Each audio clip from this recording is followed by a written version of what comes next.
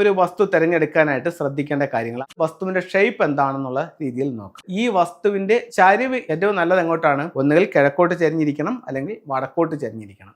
ഇത് ഒരു പെൻഡുലമാണ്. ഇപ്പോൾ ഇത് പെൻഡുലം ഡൗസിങ് എന്ന് പറഞ്ഞിട്ട് ഒരു മെത്തേഡ് ഉണ്ട്. ഇത് നമുക്ക് വളരെ ഈസി ആയിട്ട് പഠിച്ചെടുക്കാൻ പറ്റുന്ന ഒരു കാര്യമാണ്. അപ്പോൾ ഇത്തരത്തിലുള്ള പെൻഡുലം നമുക്ക് ബ്രാസിൻ്റെ ആയാലും ക്രിസ്റ്റൽസിൻ്റെ ആയാലും മെറ്റൽസിൻ്റെ ആയാലും നമുക്ക് ഓപ്പൺ മാർക്കറ്റിൽ വാങ്ങിക്കാനായിട്ട് കിട്ടും. അപ്പോൾ നമുക്ക് ഈ വാസ്തുവിനെ പറ്റിയായാലും ഫെങ്ഷുയെ പറ്റിയായാലും ഇത്തരത്തിലുള്ള നിഗൂഢ ശാസ്ത്രങ്ങളെ പറ്റി കൂടുതൽ മനസ്സിലാക്കാനും താല്പര്യമുള്ളവർക്കും ഇത്തരത്തിലുള്ള ഒരു പെൻഡുലം വാങ്ങിച്ചു നോക്കാം. അത് നമുക്ക് പ്രാക്ടീസ് ചെയ്ത് നോക്കാം. പെൻഡുലത്തെ പറ്റിയുള്ള ചെറിയ ബുക്കുകളൊക്കെ നമുക്ക് വാങ്ങിക്കാൻ കിട്ടും.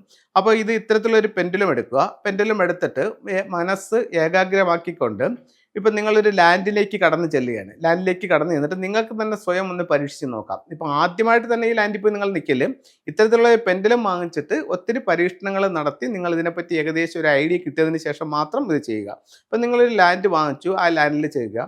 അപ്പോൾ ഈ വസ്തു എനിക്ക് അനുയോജ്യമായിട്ടുള്ള വസ്തുവാണോ, അല്ലെങ്കിൽ ഈ വസ്തുവിൽ എന്തെങ്കിലും തരത്തിലുള്ള നെഗറ്റീവ് ഉണ്ടോ, അല്ലെങ്കിൽ ഏതെങ്കിലും ദിക്കിൽ എന്തെങ്കിലും നെഗറ്റീവ് ഉണ്ടോ, അങ്ങനെയുള്ള കാര്യങ്ങളെല്ലാം എല്ലാം കൂടെ ഒത്തു ചോദിക്കാനല്ല ഞാൻ പറയുന്നത്, ഓരോന്നായിട്ട് ചോദിക്കാം.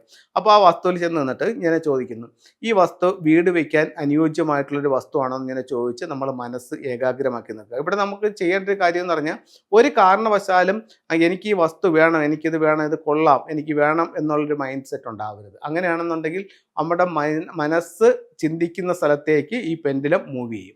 അപ്പോൾ അതുകൊണ്ട് മനസ്സ് ഏകാഗ്രമാക്കിക്കൊണ്ട് വേണം ഇത് ചോദിക്കാനായിട്ട്. അതിനൊക്കെ തന്നെ തിരിച്ച് ഇത് വേണ്ട എന്നുള്ള ഐഡിയയിലൂടെ ചിരിക്കണമെങ്കിൽ ഇത് വേണ്ടാന്നേ പെൻഡുലവും പറയത്തുള്ളൂ. അതുകൊണ്ട് മനസ്സ് ഏകാഗ്രമാക്കി നിഷ്പക്ഷമായിട്ട് ഇത് പെൻഡുലം തരുന്ന നിർദ്ദേശം സ്വീകരിക്കാൻ തയ്യാറാണെന്നുള്ള രീതിയിൽ നമ്മൾ പെൻഡുലത്തെ ഡൗസ് ചെയ്യുക.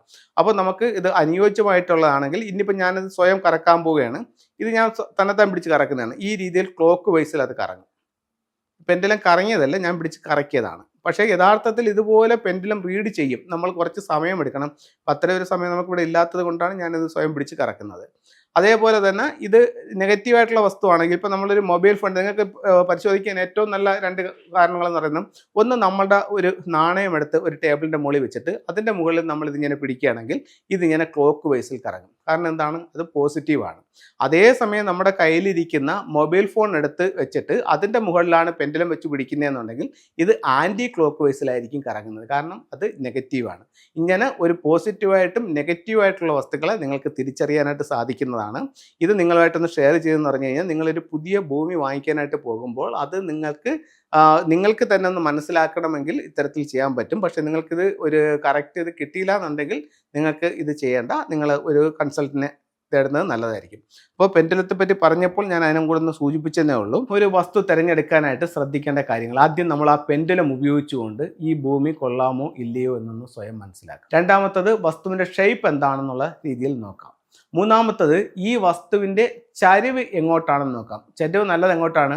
ഒന്നുകിൽ കിഴക്കോട്ട് ചരിഞ്ഞിരിക്കണം, അല്ലെങ്കിൽ വടക്കോട്ട് ചരിഞ്ഞിരിക്കണം. അടുത്തത് ഈ വസ്തുവിന് നേരെ ഓപ്പോസിറ്റായിട്ട് മറ്റൊരു റോഡ് വന്ന് ഇതിൻ്റെ ഫ്രണ്ടിൽ നിന്നും രണ്ട് സൈഡിലോട്ട് തിരിഞ്ഞു പോകുന്നുണ്ടോ?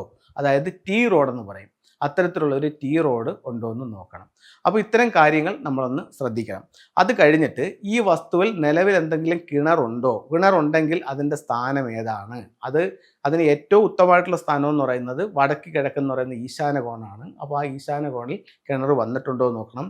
അതല്ല മറ്റേതെങ്കിലും ഒരു സ്ഥലത്താണ് കിണർ വന്നിട്ടുള്ളതെന്നുണ്ടെങ്കിൽ യഥാവിധി ആ കിണർ ഈശാന കോണിൽ കുത്തിക്കൊണ്ട് യഥാവധി മറ്റേ കിണറിനെ മൂടണം. ഈശാന കോണിൽ കിണർ കുത്തി വെള്ളം എടുത്തുകൊണ്ട് വേണം നമ്മൾ മറ്റേ കിണറിനെ ഒഴിവാക്കാനായിട്ട്. അപ്പോൾ അത്തരം കാര്യങ്ങൾ നമുക്കൊന്ന് ചെയ്യാവുന്നതാണ്. അത് കഴിഞ്ഞിട്ട് നമുക്ക് ഫെങ്ഷുയുടെ ചില റെമഡികൾ, ചില ടൂളുകളിലേക്ക് പോകാം. ഒരു കൗ ആൻഡ് ചൈൽഡ് ഇത്തരത്തിലുള്ള ഒരു സ്റ്റാച്ചു നമുക്ക് എവിടെ വെക്കാം? സ്വീകരണ മുറിയുടെ തെക്ക് കിഴക്ക് ഭാഗത്ത് വയ്ക്കാം. ഇത് സാമ്പത്തികമായിട്ട് ഒരുപാട് നേട്ടങ്ങൾ നമ്മുടെ ജീവിതത്തിലേക്ക് കൊണ്ടുവന്ന് തരും. അതുപോലെ തന്നെ നമ്മുടെ ഓഫീസ് ടേബിളിൻ്റെ മുകളിലോ ടീപ്പയുടെ മുകളിലോ ഇത്തരത്തിലുള്ള ഒരു ബ്ലൂ ഐയുടെ ഒരു വെൽത്ത് പോട്ടുമാണ്. അതിനോടൊപ്പം ബ്ലൂ ഐയുടെ കുറേ സിമ്പിൾസുകളും ഇതിനകത്തോട്ട് പതിപ്പിച്ചിട്ടുണ്ട്. ദൃഷ്ടി തട്ടാതിരിക്കാനും സാമ്പത്തികമായിട്ടുള്ള അഭിവൃദ്ധിക്കും വേണ്ടി ഇത്തരത്തിലുള്ള ടൂൾ ഉപയോഗിക്കാം. അതുപോലെ വീട്ടിലെപ്പോഴും ഒരു സമാധാന അന്തരീക്ഷത്തിന് വേണ്ടിയിട്ട് നമുക്ക് വയ്ക്കാവുന്ന ഒരു ടൂളാണ് ശ്രീബുദ്ധൻ്റെ സ്റ്റാച്ചു. ഇത് കറക്റ്റ് പൊസിഷൻ എവിടെയാണെന്ന് ചോദിച്ചാൽ, ഒരു വീടിനെ സംബന്ധിച്ചിടത്തോളം ഒന്നുകിൽ ആ വീടിൻ്റെ നോർത്ത് വെസ്റ്റ് കോർണർ, അല്ലെങ്കിൽ ലിവിങ് റൂമിൻ്റെ നോർത്ത് വെസ്റ്റ് കോർണറിൽ നമുക്ക് ഇതിൻ്റെ സ്റ്റാച്ചു വയ്ക്കാവുന്നതാണ്. അപ്പോൾ എല്ലാവർക്കും എല്ലാ ഐശ്വര്യങ്ങളും ഉണ്ടാവട്ടെ എന്ന് പ്രാർത്ഥിച്ചുകൊണ്ട് നിർത്തുന്നു. നന്ദി, നമസ്കാരം.